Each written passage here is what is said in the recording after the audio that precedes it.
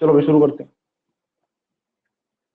हाँ जी बच्चों, आज एक बार फिर से आप लोग का बहुत बहुत स्वागत है आपकी अपनी क्लास के अंदर। आज हम लोग डिस्कस करने जा रहे हैं बेटा numericals on Gauss theorem. Last video में हम लोगों ने डिस्कस किया था न्यूमेरिकल ऑन इलेक्ट्रिक डाइपोल। आज उसी कड़ी को आगे बढ़ाते हुए डिस्कस करते हैं न्यूमेरिकल ऑन गॉस थ्योरम। और भी टॉपिक पे अगर न्यूमेरिकल करने हो आप लोगों को तो आप लोग मुझे कमेंट बॉक्स में बोल सकते हो, मैं उन पे भी करवा दूंगा। देखिए बेटा, पहला न्यूमेरिकल हमारे पास, an infinite line charge produce an electric field of magnitude 9 into 10 raised to power 9 Newton per coulomb at a distance of 0.02 meter. Calculate linear charge distribution। ठीक है जी, लीनियर चार्ज डिस्ट्रीब्यूशन निकालना है, मतलब कि पहले सबसे पहले तो ये देखना है बेटा, हमारे पास फिजिक्स के अंदर ऐसा कौन सा फॉर्मूला है जिसके अंदर इलेक्ट्रिक फील्ड और लीनियर चार्ज डिस्ट्रीब्यूशन का रिलेशन है। ठीक है, जब तक आप अपने पूरे 10 चैप्टर कर चुके होंगे, फाइनल एग्जाम में बैठोगे, तो सबसे पहले ये सोचना होगा कि किस चैप्टर से क्वेश्चन आ रखा है। तो हमें पता लग जाएगा इलेक्ट्रिक फील्ड पूछी है तो फर्स्ट चैप्टर से है। इलेक्ट्रिक फील्ड के अंदर लीनियर चार्ज डेंसिटी के साथ कहाँ रिलेशन था, तो आपको ध्यान आएगा कि गॉस थ्योरम की जो पहली एप्लीकेशन थी बेटा वो थी लीनियर चार्ज डिस्ट्रीब्यूशन के कारण इन्फिनिट लॉन्ग चार्ज वायर के कारण इलेक्ट्रोस्टैटिक फील्ड इंटेंसिटी निकालना। ठीक है, तब हमारे पास जो रिलेशन आता था वो आता था E is equal to lambda by 2 pi epsilon naught R, यही आता था। ठीक है, ऐसा एक ही हमारे पास एक्सप्रेशन था जहां पर आर स्क्वायर आएगा। ठीक है, जहां पर हमारे पास लैम्डा बाय 2 पाई एप्सिलॉन आता, 4 पाई एप्सिलॉन नॉट नहीं आता। ठीक है, तो मतलब यहां से क्वेश्चन तैयार हो रहा है। एक बार ये चेक करो भाई, lambda by 2 pi epsilon R होता है, सिर्फ आर स्क्वायर नहीं होता, आर होगा। ठीक है, तो मतलब क्वेश्चन आ रखा है गॉस थ्योरम की पहली एप्लीकेशन से।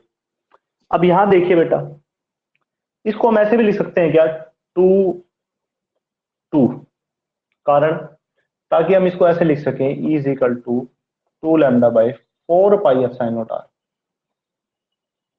ठीक है, क्योंकि हमें 1/4 पाई एप्सिलॉन की वैल्यू पता होती है। ठीक है, तो गिवन हमको है इलेक्ट्रिक फील्ड दे रखी है,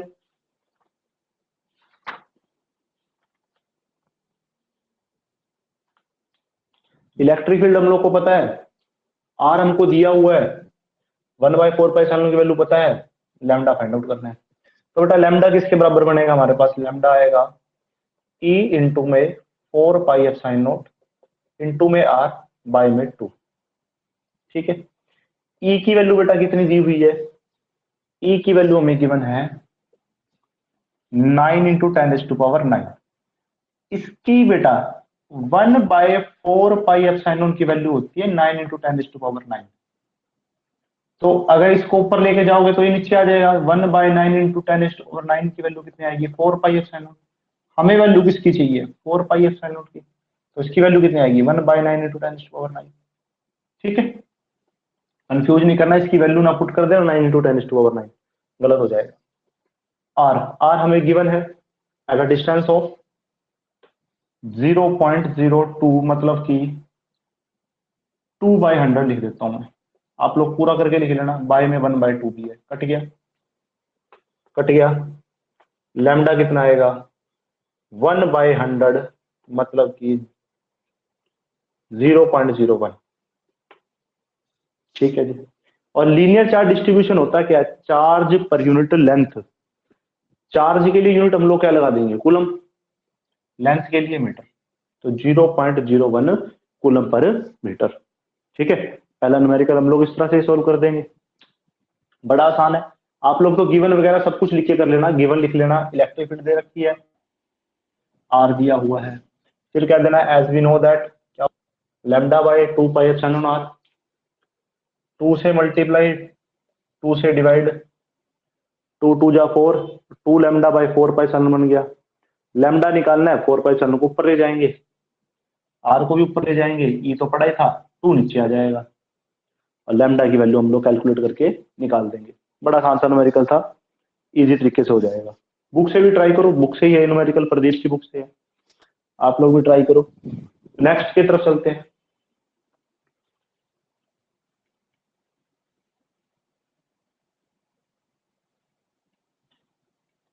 नेक्स्ट है हमारे पास, a uniform electric field is exist in space. कोई यूनिफॉर्म इलेक्ट्रिक फील्ड है, वो स्पेस में एग्जिस्ट कर रही है, ठीक है। फाइंड द इलेक्ट्रिक फ्लक्स, ये फ्लक्स लिखा हुआ बेटा, अगर रिफ्लेक्शन के कारण ना दिखाई दे रहा हो तो ये क्या है, flux. Find the electric flux through the curved surface area of a cylinder whose axis is parallel to the field. कुछ भी नहीं दिया क्वेश्चन के अंदर, और क्वेश्चन पूछ लिया, ऐसे क्वेश्चन भी आएंगे, ठीक है। कॉपी पेन लेके बैठे हो, साथ साथ करते रहा करो, देखते हैं बेटा कैसे होगा। देखिए बेटा, उसने सबसे पहले पूछा है कि कोई यूनिफॉर्म इलेक्ट्रोस्टैटिक फील्ड है जो कि एग्जिस्ट करती है स्पेस के अंदर। इलेक्ट्रोस्टैटिक फील्ड की बात हो रही है, फर्स्ट चैप्टर की बात हो रही है। Find the electric flux, flux पूछ लिया बेटा। देखो फ्लक्स क्या होता था हमारे पास, इलेक्ट्रिक फ्लक्स को हम लोग लिखते थे E इंटू ए, ठीक है, या फिर हम लिखते थे ईडीएस, है ना, ठीक है। तो ईडीएस भी लिख सकते थे, जब गॉस थ्योरम को सोल्व कर रहे थे लिखते थे ऐसे ही। कहता फाइंड द इलेक्ट्रिक फ्लक्स, हाँ जी, इलेक्ट्रिक फ्लक्स को फाइंड आउट कर रहे हैं हम लोग through the curved surface, surface भी हमारे पास, area of a cylinder, cylinder की बात हो रही है, whose axis is parallel to the field, उसकी एक्सिस फील्ड के पैरेलल है। पैरेलल है तो खोल दो इसको, E DS cos theta, parallel के लिए थीटा कितना आएगा, 0 डिग्री। पैरेलल के लिए थीटा कितना आ जाएगा बेटा, 0 डिग्री, ठीक है। पिक्चर बनाकर देखो क्या 0 डिग्री आएगा। देखो बेटा, ये सिलेंडर का कर्व्ड सरफेस एरिया, ये ऊपर ऊपर वाला, ठीक है। कहता है ये उसकी एक्सिस, फील्ड एक्सिस के पैरेलल है, फील्ड एक्सिस के पैरेलल है, क्या सरफेस के पैरेलल दी है, फील्ड एक्सिस के पैरेलल बोली है, सरफेस ये है, सरफेस को जब एरिया लेके चलोगे तो डायरेक्शन आएगी ऊपर की तरफ। फील्ड सरफेस के पैरेलल है, सरफेस को जब एरियल वेक्टर लेके चलोगे तो डायरेक्शन आएगी ऊपर की तरफ। दोनों में एंगल कितना आया, 90, जीरो तो आया नहीं। तो बेटा सिर्फ पैरेलल देखकर हमें ये जजमेंट नहीं कर लेना है कि एंगल कितना आएगा, 0, ठीक है। तो एंगल बेटा कितना आ रहा है, 90 डिग्री, ठीक है। तो फ्लक्स कितना आ जाएगा, ई डीएस कोस 90, कोस 90 पे 0, समथिंग इंटू 0, 0, फ्लक्स नहीं होगा, 0 आएगा, ठीक है भाई। दोबारा समझ लो बात को, फ्लक्स होता क्या है, ई इंटू एरिया वेक्टर, या ऐसे भी लिख सकते हैं, इसको खोल लिया ई डी एस कोस थीटा, उसको खोल लोगे तो उसको भी ऐसे लिखोगे ई ए कोस थीटा। इसने कहा है कि find the electric flux through the curved surface area of the cylinder. Curved surface area में से फ्लक्स फाइंड आउट करना है, इनमें से फाइंड नहीं करना, कर्व्ड सरफेस एरिया में से निकालना है, ठीक है। Whose axis is parallel to the field, और कहता ये अगर उसकी एक्सिस है, सिलेंडर की एक्सिस तो यही होती है, और वो एक्सिस फील्ड के पैरेलल है, मतलब फील्ड भी इस डायरेक्शन में है। डीएस की डायरेक्शन क्या आएगी, डीएस की डायरेक्शन तो परपेंडिकुलर टू द सरफेस आएगी। तो ई और डीएस के बीच में एंगल कितना हो गया, 90 डिग्री हो गया। 90 डिग्री हो गया तो कोस कितना आएगा, 90, कोस 90 पे 0, समथिंग इंटू 0, 0, तो फील्ड कितनी आएगी, 0, ठीक है। करने में छोटा सा न्यूमेरिकल था। नीचे एक और बात है, deduce the Coulomb's law from Gauss theorem. पहले न्यूमेरिकल को कर लेते हैं, फिर उसको भी डिड्यूस कर लेंगे, ठीक है। अभी इसको रब कर रहा हूं मैं, स्क्रीनशॉट करना जिसने वो फटाफट स्क्रीनशॉट कर लो।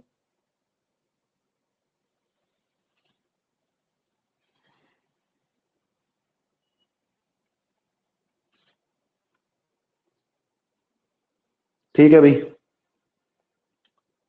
अब चलते हैं नेक्स्ट क्वेश्चन की तरफ। कहता a plastic rod of length 2.2 metre and radius 3.6 mm। देखो बेटा, न्यूमेरिकल करने का सबसे बड़ा फायदा ये होता है कॉन्सेप्ट बहुत क्लियर होते हैं। ध्यान से न्यूमेरिकल जरूर किया करो, बुक से भी न्यूमेरिकल ट्राई करो, कोई प्रॉब्लम आए तो मुझे बता देना। अब plastic rod of length, length दी हुई है, कोई प्लास्टिक की रोड है, बना लेते हैं एक रोड। ये रोड होगी, इनफाइनाइट के लिए किया हुआ हमने, फाइनाइट के लिए भी किया हुआ।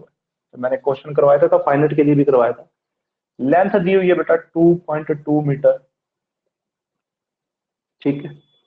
कैरी है नेगेटिव चार्ज, नेगेटिव चार्ज है, चार्ज के नेगेटिव पॉजिटिव होने से कोई फर्क नहीं पड़ता, डायरेक्शन में फर्क पड़ता है वो देख लेंगे। नेगेटिव चार्ज है 3.8 10 की power -7, 3.8 into 10⁻⁻7 over its surface area, और सारा चार्ज सरफेस एरिया के ऊपर है, ठीक है। What is the electric field near the mid point, mid point के नजदीक, मिड पॉइंट में देख लेते हैं, of road at a point on its surface, surface के ऊपर ही, ठीक है। इलेक्ट्रिक फील्ड निकालना है, चार्ज दिया हुआ है रोड के ऊपर, रोड पे चार्ज दे रखा है, तो बेटा सीधी सीधी सी बात है, कौन से वाला कॉन्सेप्ट बना, गॉस थ्योरम का। गॉस थ्योरम का कौन सा, पहली पहली एप्लीकेशन करी थी जो हमने क्या की थी, lambda by 2 pi epsilon naught R, ठीक है। अब देखते हैं हमें गिवन क्या है। गिवन क्या, हमें लैम्डा कहीं दे रखा है, यहां तो नहीं है। निकाल लेते हैं लैम्डा होता क्या है, चार्ज बाय लेंथ। आप कहोगे D Q by D L होता है, कंप्लीट की बात कर रहे हैं, पूरी लेंथ दी हुई या पूरा चार्ज दिया हुआ है तो हम डी क्यू क्यों लेंगे, ठीक है। चार्ज कितना दिया हुआ है 3.8 10⁻⁻7, और वो भी नेगेटिव है, वो देख लेंगे बाद में। बाय में लेंथ, लेंथ कितनी है 2.2, 2.2 मीटर में ही है, कोई दिक्कत नहीं है, इतना ही छोड़ देते हैं एक बार। फिर 2 तो मिल जाएगा, पाई एप्सिलॉन पता है आर, आर आर कितना है, देखिए बेटा ये रोड है, ये रोड की एक्सिस, ये रोड की रेडियस, मतलब जब हम कर्व्ड सरफेस एरिया लेंगे, ये कर्व्ड सरफेस एरिया लेंगे, उसके लिए भी ये रेडियस बनेगा, और मतलब चार्ज जब हम लोग निकालेंगे तो आर का काम कौन करेगा, ये रेडियस ही काम करेगी। तो आर भी हम लोगों की मैंने कितनी दे रखी है 3.6 mm, मतलब 3.6 इंटू 10⁻⁻1 सेंटीमीटर। हमें सेंटीमीटर तो नहीं चाहिए, मतलब कि हम लोग 10⁻2 से और मल्टीप्लाई करेंगे मीटर बनाने के लिए, मतलब 3.6 10⁻3 मीटर। समझो बात को, में था, सेंटीमीटर बनाने के लिए 10⁻1 से मल्टीप्लाई किया, क्योंकि 1/10 करना पड़ता है, 1/10 मतलब 10⁻1, ठीक है। सेंटीमीटर बन गया, मीटर बनाना है तो 10⁻2 से करेंगे, क्योंकि भाग करना पड़ता है 100 से, 100 मतलब 10⁻2 ऊपर जाएगा तो, ठीक है। तो टोटल कितना हो गया 3.6 10⁻3। अब सारा कुछ हम लोग को गिवन है, वैल्यूज को पुट कर दो। लैम्डा कितना है 3.2 10⁻7 डिवाइड बाय में 2.2, 2 पाई मतलब 22 बटे में 7, 7 चला गया ऊपर, एप्सिलॉन नॉट 8.85 10⁻12, आर 3.6 10⁻3, ठीक है। कर दो कैलकुलेशन, ठीक है, कैलकुलेशन छोड़ दिया आप लोगों के लिए, इसको कैलकुलेट कर दो, आंसर निकाल दो। एक और तरीका हो सकता है, वही 2 से मल्टीप्लाई 2 से डिवाइड, तो इसका वैल्यू पुट नहीं करनी पड़ेगी, सीधी हमको पता है 9 इंटू 10⁻9, तो सीधा भी पुट कर सकते हो, ठीक है। बात थी यहाँ पर सिर्फ कॉन्सेप्ट समझने की, कि फॉर्मूला तो ये लगेगा, लैम्डा कहाँ से लेकर आए और आर कहाँ से, आर तो पता ही है, लैम्डा कहाँ से मिलेगा, तो लैम्डा होता क्या है D Q by D L, पर कंप्लीट की बात करें तो complete charge by complete length, कर दिया, उसके हिसाब से हमारे पास क्या आ गया, आंसर आ गया, ठीक है भाई। ये हो गया हमारा। एक बड़ा इंपॉर्टेंट क्वेश्चन एग्जाम के अंदर बनता होता है कि कूलम्ब्स लॉ निकाल के दिखाओ गॉस थ्योरम से। देखो बेटा क्या होता है, कोई भी थ्योरम होती है ना, अगर वो पीछे वाली किसी चीज को, जैसे कि पीछे कोई अगर लॉ बना हुआ है उसको अगर वेरीफाई कर दे ये, और इसकी हेल्प से हम उसको निकाल पाए, तो क्या होता है कि ये लॉ भी ठीक है। जैसे कि हम लोग करते होते थे ट्रायंगल्स लॉ के केस में, ट्रायंगल लॉ से नहीं, वो पीछे हमने क्या किया था, न्यूटन का थर्ड लॉ प्रूव कर दिया था, किससे, कूलम्स लॉ की हेल्प से। ठीक है, तो मतलब कूलम लॉ ठीक था। अब अगर कूलम लॉ ठीक था तो गॉस थ्योरम से कूलम लॉ हम लोग रिड्यूस कर देते हैं, तो अगर ये रिड्यूस हो गया तो मतलब गॉस थ्योरम भी ठीक है, क्योंकि पीछे वाले तो हम लोगों ने प्रूव कर चुके हैं उनको। ठीक है, तो देखते हैं कैसे रिड्यूस कर पाएंगे। अब कर देता हूं मैं सारा ये न्यूमेरिकल, बेटा जरूर करके देखो।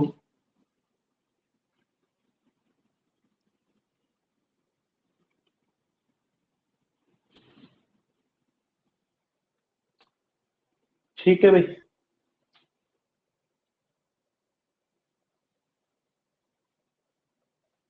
Coulomb's law from Gauss theorem.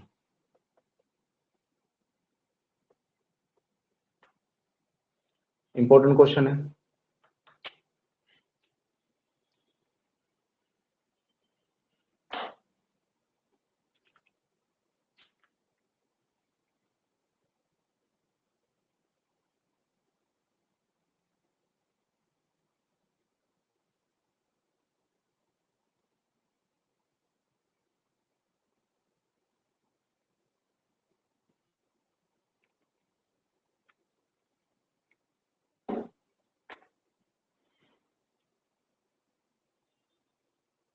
देखो भाई, Coulomb's law from Gauss theorem.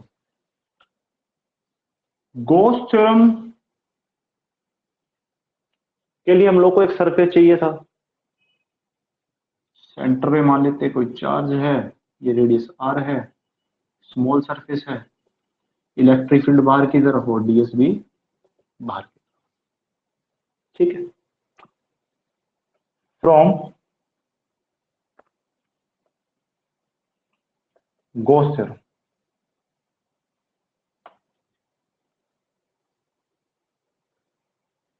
Surface integral of electric field intensity over a close surface is equal to 1/epsilon into charge.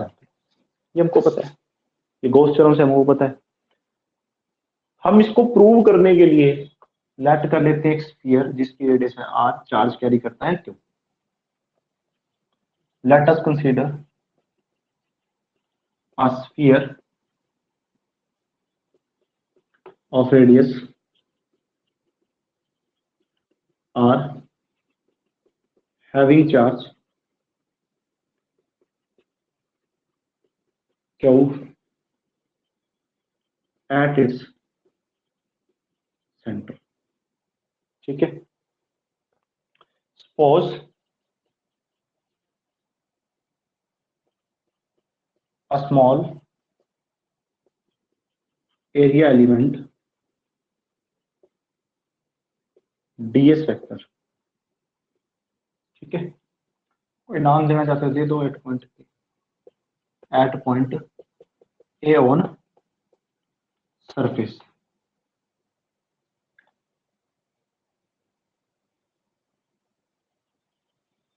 such that angle between e vector and ds vector is 0 degree. दिख रहा है, e की direction भी बाहर की तरफ होगी, ds की भी बाहर की तरफ है, तो एंगल कितना आ गया, 0। From Gauss theorem, Gauss theorem बेटा क्या कहती है, हमने ऊपर भी लिखा है, surface integral of electric field intensity over a close surface is equal to 1/epsilon into the charge enclosed. ठीक है, ये हमारे पास गॉस थ्योरम है। ऊपर वाला रब कर रहा हूं मैं, फटाफट नोट कर लो, जिसने स्क्रीनशॉट करना फटाफट कर लो।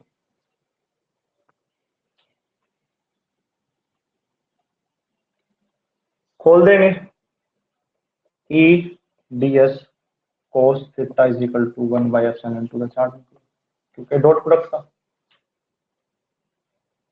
ई D S cos zero 1/ε the charge में सिट्टा कितना है, जीरो, हमने लिखा है। ठीक है, कोस जीरो 1, ईडीएस किसके बराबर आ जाएगा, Q by epsilon into Q. ठीक है, तब कर देते हैं नीचे वाला।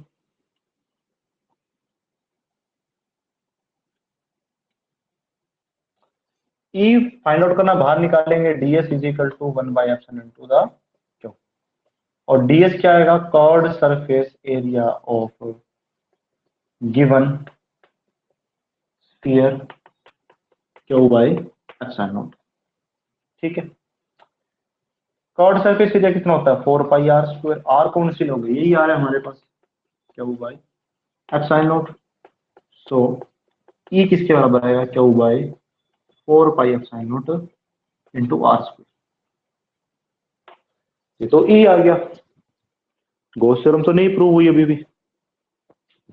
ठीक है, हम कहां से चले, E D S cos theta is equal to 1/ε into Q.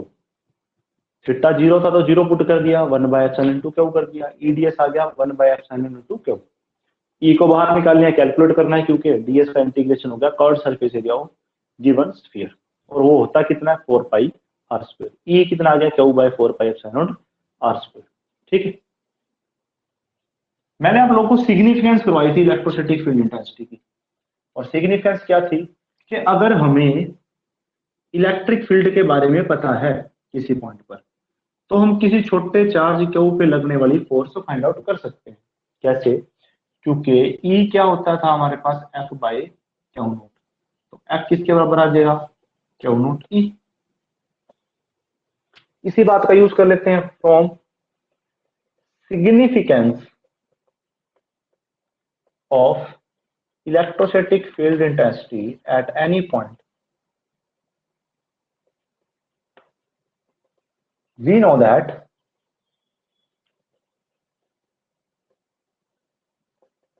if we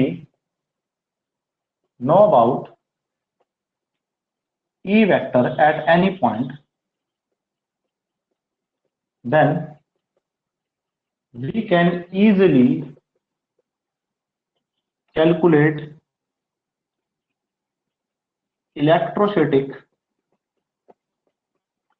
force on test charge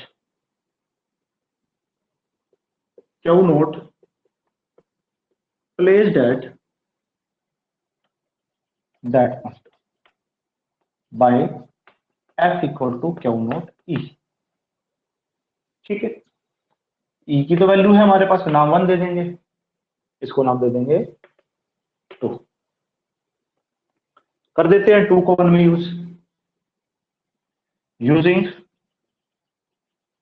2 in 1, F कितना आ जाएगा, Q बाय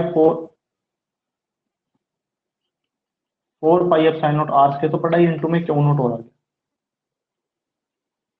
ठीक है, ये बन गया कूलम लॉ के जैसा, या फिर हम कह सकते हैं F is equal to constant into Q naught by r², क्योंकि क्यू चेंज हो सकता है, क्यू नोट चेंज हो सकता है, आर भी चेंज हो सकता है, 4πε0 चेंज नहीं होगा, तो मैंने 1/4πε0 कॉन्स्टेंट लिख दिया। कॉन्स्टेंट को जब हटाऊंगा तो क्या आएगा, ये आएगा। ठीक है, और करके लिख देते हैं, और में क्या आ गया, ये आ गया। या फिर हम क्या लिख सकते हैं, ऊपर से रब कर रहा हूं, फटाफट स्क्रीनशॉट करना, कर लो।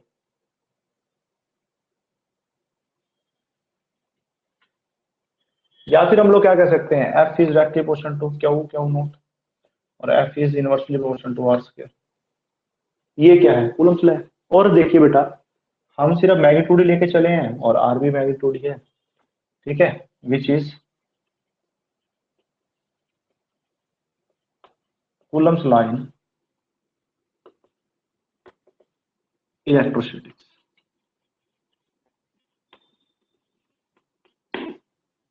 और हम लोगों ने प्रूव कर दिया गॉस थ्योरम की हेल्प से। ठीक है भाई, यहां आप लोग का बेटा फील्ड वाला पार्ट खत्म हो गया, पोटेंशियल आप लोग का स्टार्ट करना है। पोटेंशियल स्टार्ट करेंगे वेंसडे को। यहां तक में अगर किसी बच्चों को कोई दिक्कत है, ये नीचे बेटा आर स्क्वायर है, ठीक है। यहां तक में अगर किसी बच्चे को कोई दिक्कत है, कोई समस्या है, तो वो अपने बारे में बता सकता है, चाहे व्हाट्सएप पे बता देना, चाहे कमेंट सेक्शन में बता देना, ठीक है भाई। आज हम लोग इतना ही करेंगे। अच्छा, नेक्स्ट क्लास जो वेंसडे को लगनी है वो भी शायद 4 बजे लग सकती है आप लोगों की, वो मैं आप लोग को बता दूंगा, ठीक है। अगर 11 बजे लगानी हुई तो 11 बजे बता दूंगा, वरना 4 बजे तो लगेगी ही लगेगी, ठीक है। रिकॉर्डिंग वीडियो सभी को मिल जाएगी। आज हम लोग इतना ही करेंगे क्योंकि कॉन्सेप्ट ही खत्म हो गए, करवाएं क्या और, ठीक है। और कुछ न्यूमेरिकल करने हो किसी और टॉपिक के ऊपर तो बता देना। नया जो पार्ट हम लोग शुरू करेंगे वो करेंगे वेंसडे को। Thank you very much, have a nice day.